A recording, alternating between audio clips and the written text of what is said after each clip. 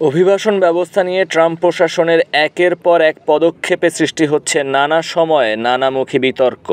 কদিন আগেও ভারত এবং ব্রাজিলের অভিবাসীদের রীতিমতো হাত পা বেঁধে জোর করে দেশে পাঠানোর ঘটনায় সমালোচিত হয়েছে ট্রাম্প প্রশাসন। যেসব অভিবাসীদের যুক্তরাষ্ট্র ছাড়তে বাধ্য করা হয়েছে তারা বলছেন অমানবিক আচরণ করা হয়েছে তাদের সঙ্গে।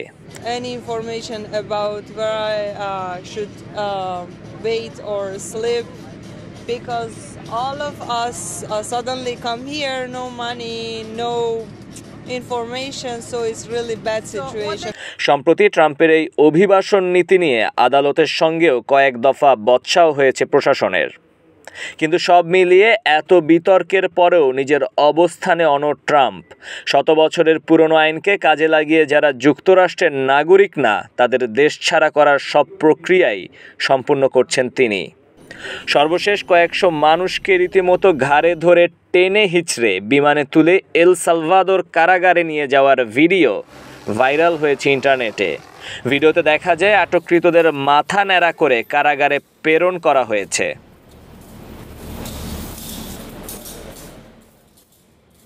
আদালতের আদেশ অনেকটা তোয়াক্কা না করেই নির্বাহী ক্ষমতা প্রয়োগের মাধ্যমে নন সিটিজেন আইনের আওতায় এদেরকে দেশ ছাড়া করেছে ট্রাম্প প্রশাসন।